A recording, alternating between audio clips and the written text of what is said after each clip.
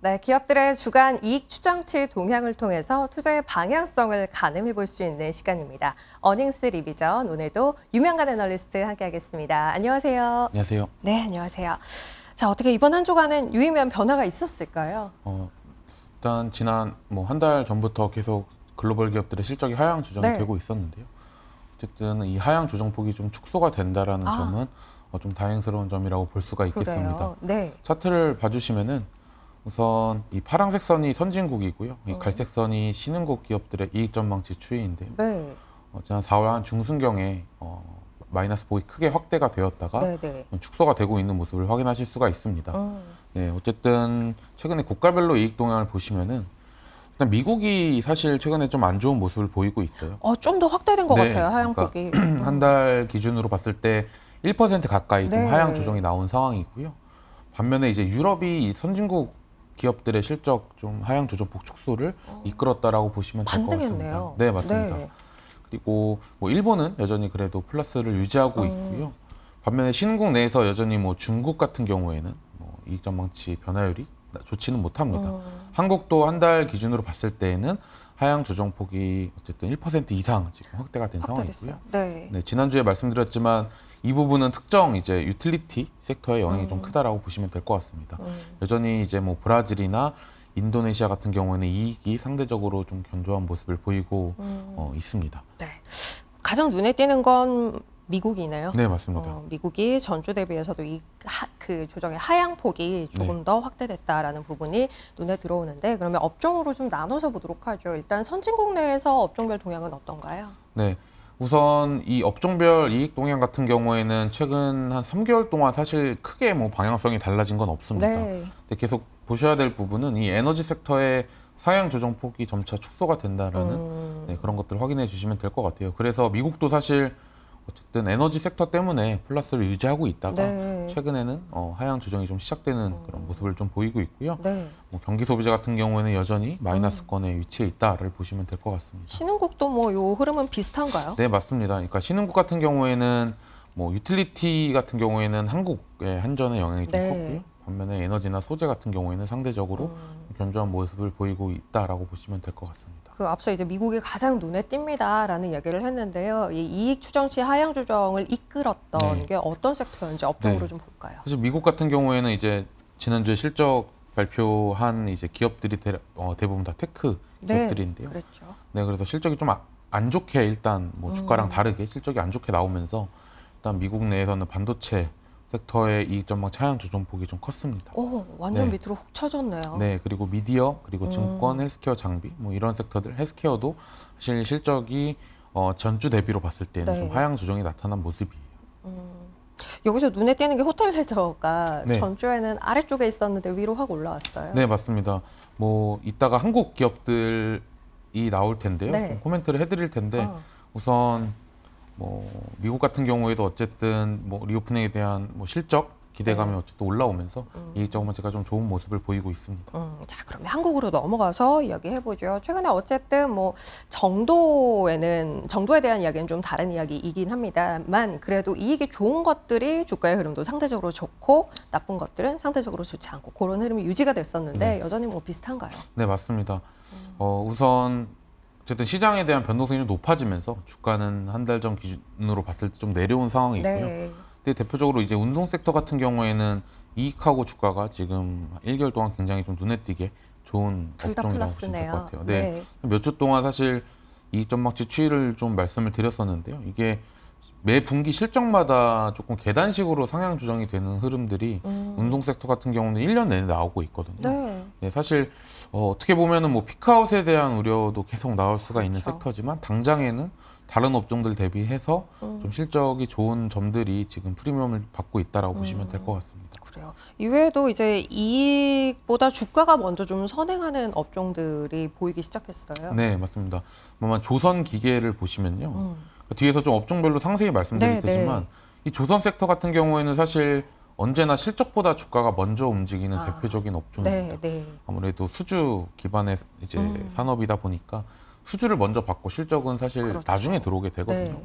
이 부분을 좀 체크를 해주시면 좋을 것 같고요. 반면에 이제 에너지 섹터 같은 경우에는 코스피 대비로는 선방을 하고 있지만 조금 이 위치 자체가 운송 쪽에 원래 위치를 해 있었는데 네네.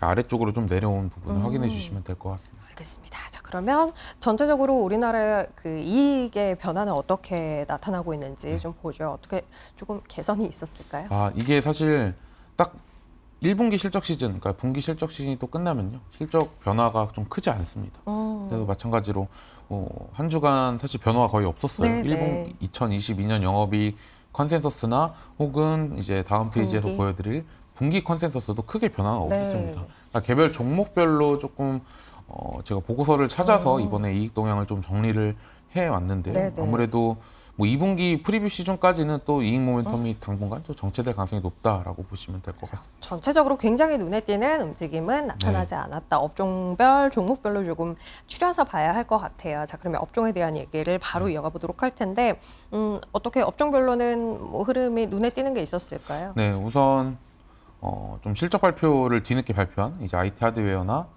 그리고 철강 그리고 유틸리티 같은 경우는 적자폭이 조금 축소가 됐고요. 네, 네. 미디어 그리고 화장품 의류에 대해서는 의류가 여전히 실적이 좋았습니다. 네. 근데 사실 우측에 있는 업종들을 좀 주목을 해주시면 좋을 것 같아요. 그러니까 조선기계랑 호텔 레저 서비스가 사실 이익 전망치가 가장 하향 조정폭이 큰 업종인데요. 실제로 보고서들을 한번 읽어보게 되시면은 거의 대부분이 1분기를 다 실적 바닥으로 전망을 하고 있습니다. 아, 그러니까 어쩔 수 없이 1분기가 기대했던 것보다 실적이 안 나오면서 추정치를 좀 하향 조정한 영향이 컸고요. 일단 거리두기 해제가 어쨌든 2분기부터는 다 진행이 네, 되면서 네. 실적에 온전히 반영되는 또 분기가 시작이 되기 때문에 실적 전망치는 하향 조정이 됐지만 네. 보고서 내용은 가장 사실 좋았었던 아. 섹터가 호텔 레저랑 조선 기계입니다. 참고를 해주시면 좋을 것 같고요. 그래요. 요거는 이제 바닥 찍고 터널 가능성도 일단은 염두에 두고 네. 있다라는 거는 머리에 두고 볼 필요가 있어 보이고요. 자, 그럼 이제 업종별로 조금 세분화해서 보도록 하죠. 계속 위에 올라와 있는 IT 하드웨어부터 네. 볼까요? 우선 이제 LG 이노텍 같은 경우에는 지난주에 뭐 전면 카메라에도 탑재가 된다. 네, 뭐 네. 보겠어요? 이런 뉴스가 있어서 추정치도 소폭 좀 상향 조정이 됐고요. 그리고 심텍 같은 어. 경우에는 뭐 전망 보고서가 나오면서 네. 조금 이익 전망치가 한 번 더 레벨업이 되는 그런 모습을 보였습니다. 뭐 심텍, 대덕전자 모두 다 기판 네. 기업들이라 보시면 될 것 같고요.